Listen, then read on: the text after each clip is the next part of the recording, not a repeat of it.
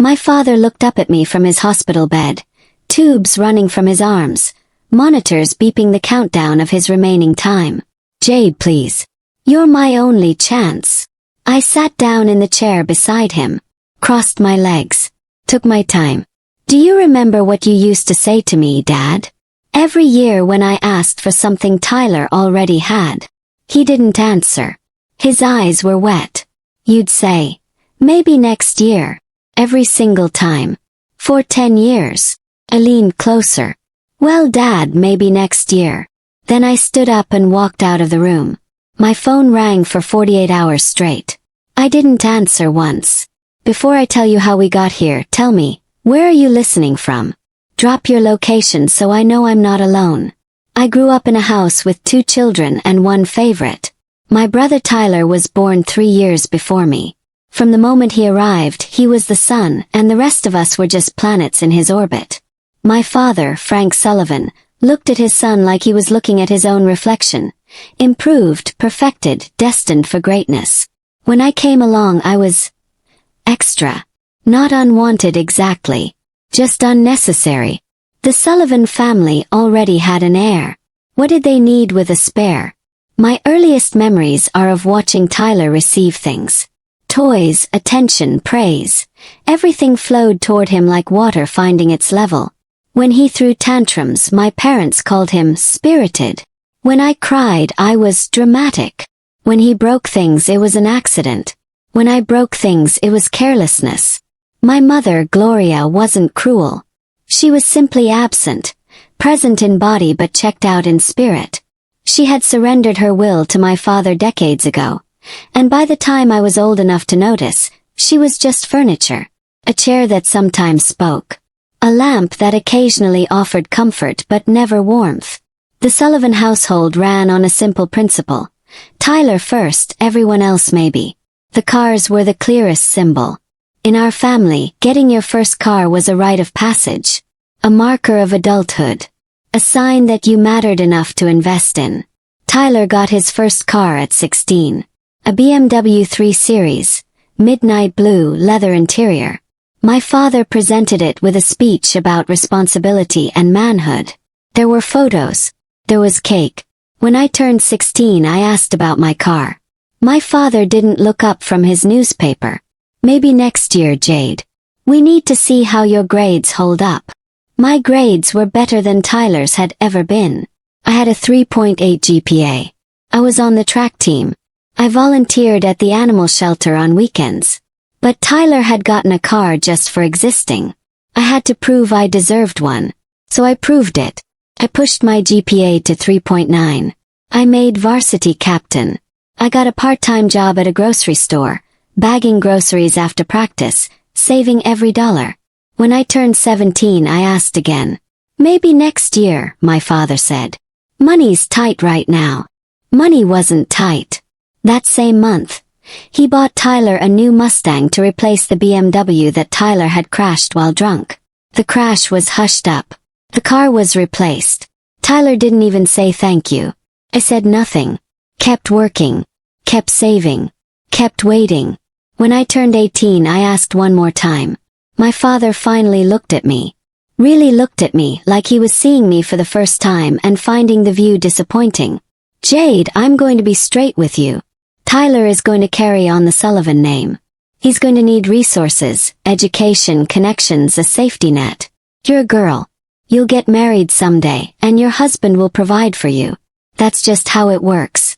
So stop asking about the car. It's not going to happen. I felt something inside me crack that day. Not break, crack. Like a foundation that would hold for now but never quite be solid again. Okay, Dad, I said. I understand.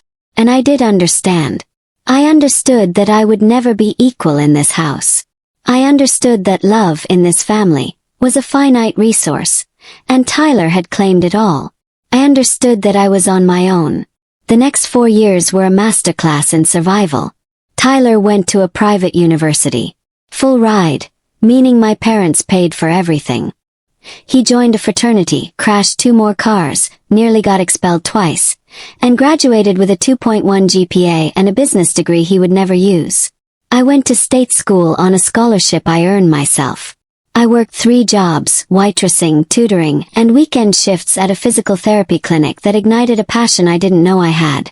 I graduated summa cum laude with a degree in kinesiology and not a single dollar of debt. My parents came to Tyler's graduation. They threw a party. They cried with pride. They didn't come to mine. "It's a busy time," my mother said when I called. "Your father has a work thing. But congratulations, sweetie. We're proud of you." I stood in my cap and gown, surrounded by strangers, and felt nothing. That was the day I stopped expecting anything from them. After graduation, Tyler moved back home. Not temporarily, permanently. He couldn't hold a job. Every position was beneath him, or not a good fit, or run by idiots who didn't recognize his potential. My father always had an excuse ready. "The economy is tough.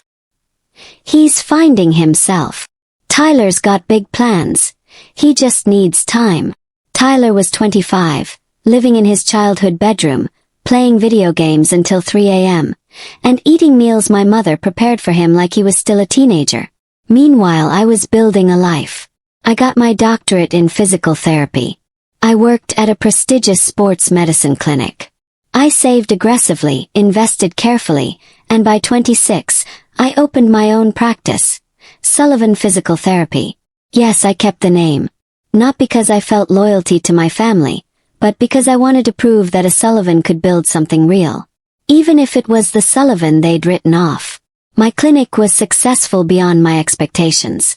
Athletes, executives, regular people recovering from injuries, they all came. Word spread. Revenue grew. Within a year I had a waiting list. I bought my own car. A Mercedes, silver, paid in cash. I bought my own apartment. I bought my own life. Nobody gave me anything. Nobody believed in me. Nobody said maybe next year with any intention of following through. I did it alone. And maybe that's why it meant something. My father called once during this period. Just once. "Jade, I need a favor." "No, how are you?" "No, congratulations on the clinic." "Just need." "What is it, Dad?" "Tyler's in a bit of trouble. Some credit card debt. I was wondering if you could help out." I laughed. Actually laughed. "You want me to pay Tyler's debt?" "It's family, Jade. That's what family does." "Family," I repeated. "You mean the family that didn't come to my graduation? The family that never bought me a car while Tyler crashed 3 of his? The family that told me I didn't need investment because I'd just get married? That family?" Silence. "The answer is no, Dad. Tyler can figure it out himself. Maybe next year he'll learn some responsibility." Hung up. It was the last time we spoke for almost 2 years. I didn't cut them off completely. I wasn't that brave, or maybe I still harbored some pathetic hope that things would change. I showed up at Christmas. I sent birthday cards. I made small talk at the occasional family dinner. But I kept my distance. Emotionally, financially, in every way that mattered. Tyler got worse. At 28, he was still unemployed, still living at home, still waiting for the world to recognize his greatness. He'd gained weight, lost friends, and developed a drinking problem that everyone pretended not to notice. My father got older. The invincibility he'd always projected started to fade. He moved slower, talked quieter, seemed somehow smaller every time I saw him. My mother remained exactly the same, present but absent, agreeable but empty.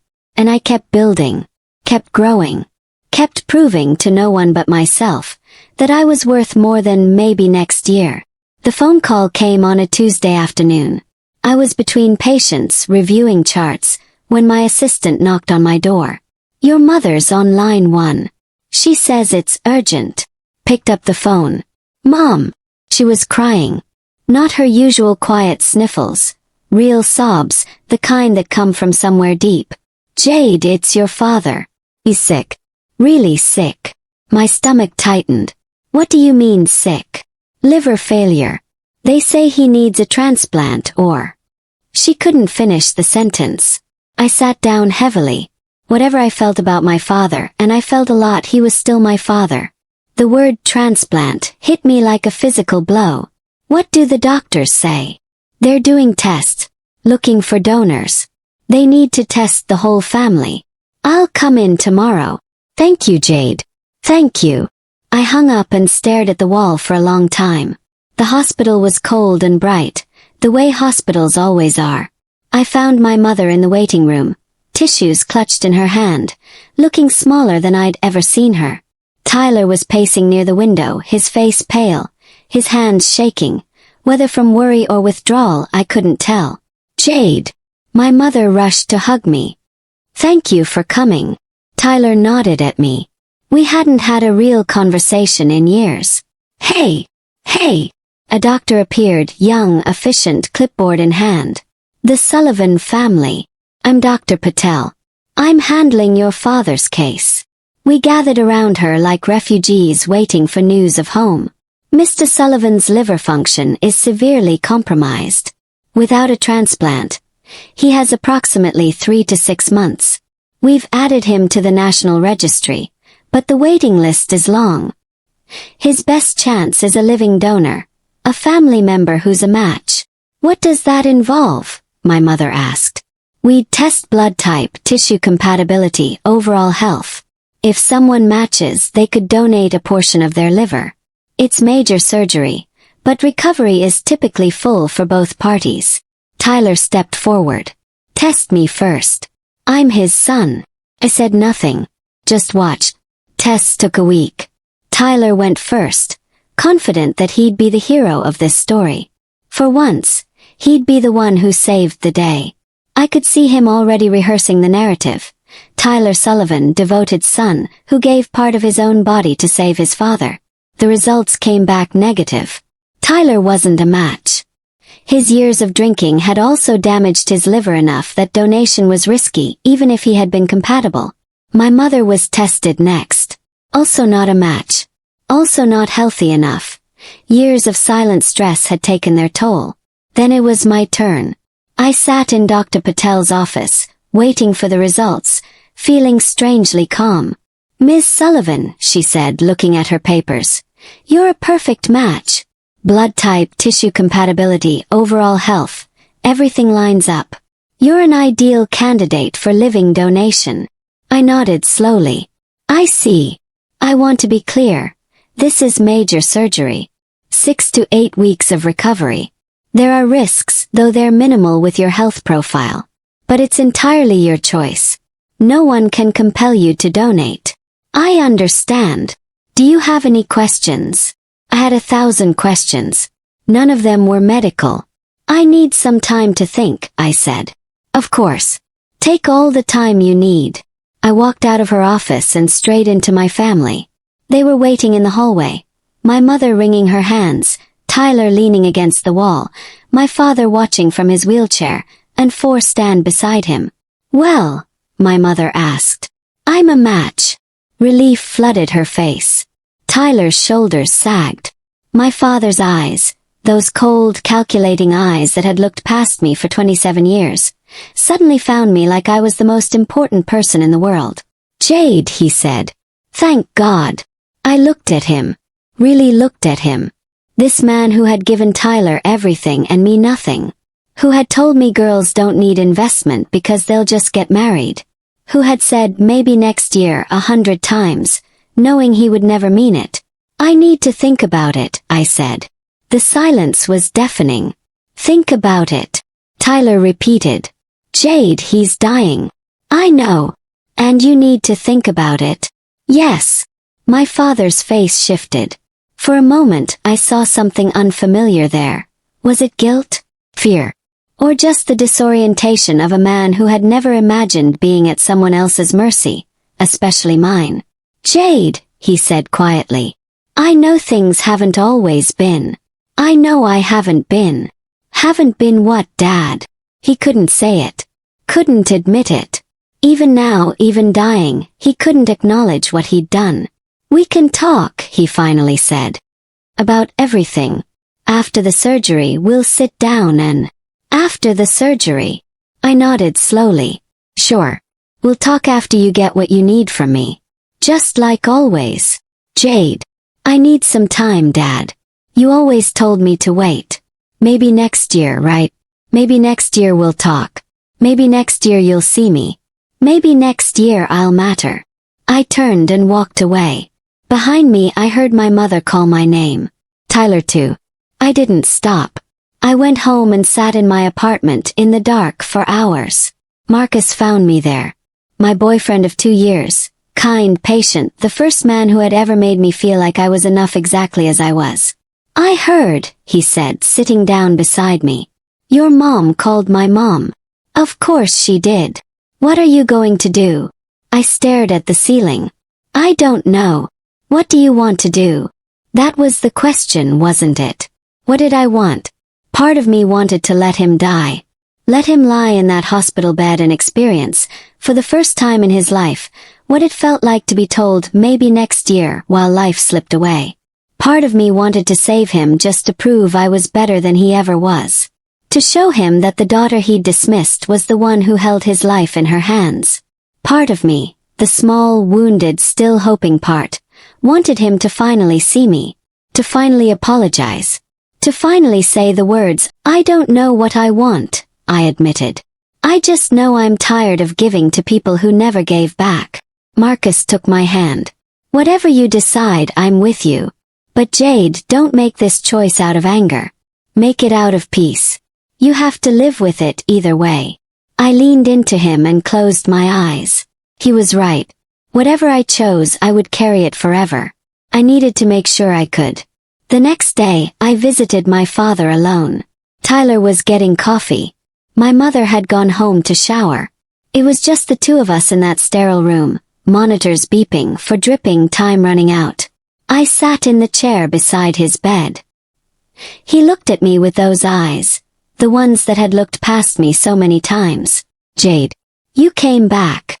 I did. Does that mean? It means I want to talk first. He nodded slowly. Okay. Talk. Took a breath. Let it out. Do you know what it was like growing up in that house? Watching Tyler get everything while I got nothing. Jade, it wasn't. Don't tell me it wasn't like that. I was there. I lived it. Every car, every trip, every opportunity, Tyler. Every maybe next year. Every excuse, every dismissal me. He was silent. Do you know why I became a physical therapist? Because when I was 17, I hurt my knee at track practice. I had to go to PT for 3 months. And the therapist there, Dr. Williams, she was the first adult who ever believed in me. She said I could be anything. She said I had potential. She said my future was up to me, not anyone else. I felt tears threatening but pushed them back. My own father never said those things. But a stranger did. And I built my entire life on that. Frank's face was crumbling, slowly like a building being demolished from the inside. Jade, I didn't know. You didn't want to know. It was easier to focus on Tyler. Easier to believe that boys matter more than girls. Easier to write me off than to actually see me. I'm sorry. The words hung in the air. I had waited 27 years to hear them, and now that they were here they felt small, inadequate, like trying to fill an ocean with a teaspoon. Are you sorry because you mean it? Or because you need my liver? He flinched. Both, he admitted. I'm sorry because I'm dying and I can finally see what I did. I'm sorry because you're my daughter and I failed you. I'm sorry because I wasted 30 years being blind and now I'm out of time. I looked at him, this man who had shaped so much of my pain, who had taught me that love was conditional and worth was measured in gender. He was small now, weak, afraid. Everything he'd made me feel, he was finally feeling himself. I'm going to give you my liver, I said. His eyes widened. Hope flickered. But not because you apologized. And not because you deserve it. I'm doing it because I don't want to become like you. I don't want to withhold love out of spite. I don't want to measure people's worth by what they've given me. I stood up. The surgery is scheduled for next week. But after this we're starting over. You don't get to be my father again just because I saved your life. You have to earn it. Every day. Every conversation. Every moment of actually seeing me. He nodded. Tears were streaming down his face. And Tyler doesn't get another free pass. If he wants a relationship with me, he works for it too. No more golden boy treatment. No more excuses. Okay. Whatever you want. What I want, I said, is what I've always wanted. Matter. Be seen. To be loved without conditions. Can you do that, Dad? Can you finally do that? He reached for my hand. His grip was weak, trembling. I can try, he said. I swear to God, Jade, I can try. I let him hold my hand for a moment. Then I pulled away. Trying is all I've ever done, I said. Now it's your turn. The surgery was long. 8 hours of unconsciousness, of trust, of surrender. I woke up in recovery, groggy and sore, with Marcus holding one hand and my mother holding the other. It worked, Marcus said. Both of you are okay. I closed my eyes and let that sink in. It was over. The waiting. The wondering. The weight of the choice. I had given my father a piece of myself. Literally, physically. And in doing so, I had finally proven something that had nothing to do with him. I was not the kind of person who punished others for their failures. I was the kind who rose above. That was worth more than any revenge. The recovery took 2 months. My father's took longer. His body was weaker. His age working against him. But slowly, steadily he improved. He called me every day from the hospital. Then from home. Then from the garden, where he was learning to walk again. At first, the conversations were awkward, tilted. Two strangers learning to speak after decades of silence. But over time something shifted. He asked about my work. Not out of obligation, with genuine interest. He asked about Marcus. About my life. About the things that mattered to me. He told me about his regrets. The choices he'd made and why. The beliefs he'd inherited from his own father and never questioned. The gradual awakening that came when death knocked on his door and the daughter he'd dismissed was the only one who answered. I wasted so much time, he said once. I can't get it back. But I can try to make the time I have left mean something. I didn't forgive him immediately. Forgiveness isn't a light switch. It's a dimmer. You adjust it slowly, in small increments based on evidence. But I gave him chances. And he kept showing up. Tyler was a different story. He didn't change. Not really. He resented me for being the one who saved our father. He resented me for the new dynamic, for the attention Dad was finally giving me, for the shift in a hierarchy that had always favored him. Must be nice, he said once at a family dinner. Being the hero. Getting all the praise. I looked at him. My brother, the boy who had been given everything and done nothing with it. You could have been the hero, Tyler. Anytime. You just had to try. He didn't have a response to that. We don't talk much anymore. I've made my peace with it. Some relationships can't be salvaged, and trying to force them only causes more damage. But my father, against all odds, became someone different. He came to my clinic for the first time last month. Walked through the door, looked around at what I'd built and cried. I should have been here years ago, he said. I should have believed in you. You're here now, I said. That counts for something. He comes every week now. Not for treatment, just to visit. To sit in the waiting room and watch me work. To tell anyone who will listen that his daughter built this place from nothing. It doesn't erase the past. Nothing can erase the past. But it builds something new on top of it. Marcus proposed last spring. He did it at the clinic. After hours with candles and flowers and the ring he'd been secretly saving for since we met. I knew you were special the moment I saw you, he said, down on one knee. But watching you these past 2 years, watching you save someone who never saved you, I've never loved anyone more. Said yes. My father walked me down the aisle. It wasn't the wedding I'd imagined as a child. Back when I still believed he would change, still hoped he would see me. It was better. 'Cause he had changed. He was seeing me. And he said he was busy. My mother didn't push him. Some things stay broken. I've learned to accept that. But the things that can heal, that want to heal, those are worth fighting for. Last week, I sat with my father on his porch. He was stronger now, not fully healthy but stable. The liver I'd given him was working. His body had accepted the gift. "I've been thinking," he said, staring out at the sunset, "about that phrase. Maybe next year." Tensed. Even now, those words carried weight. "I said it so many times without thinking," he continued. "It was easier than saying no. Easier than explaining why I believed what I believed. I thought I was delaying disappointment. I didn't realize I was teaching you that you didn't matter." "I know, Dad."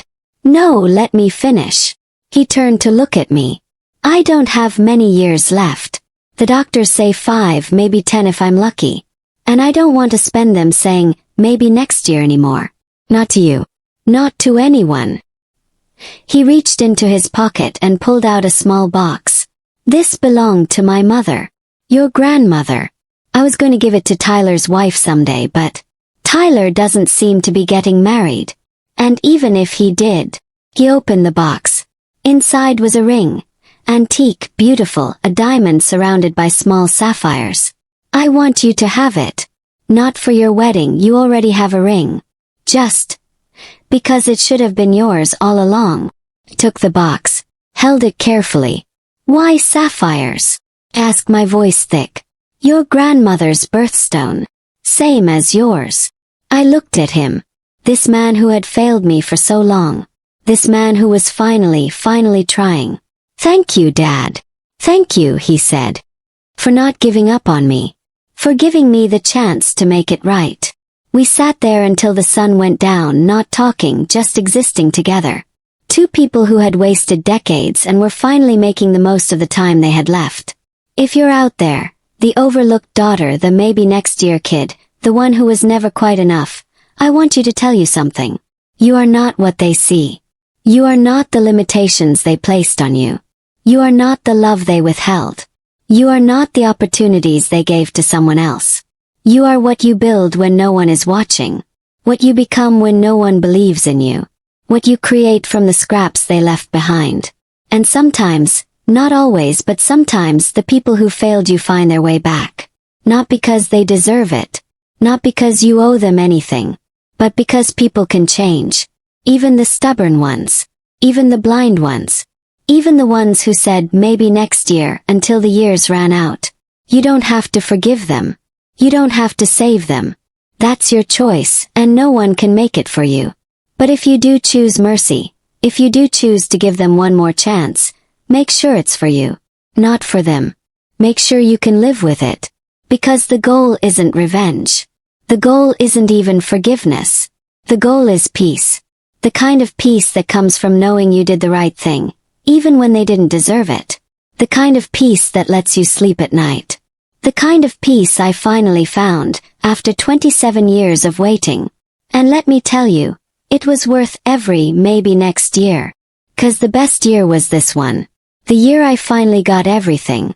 If this story satisfies you somewhere deep, then subscribe to Revenge Avenue. The next story might feel as familiar as your own family.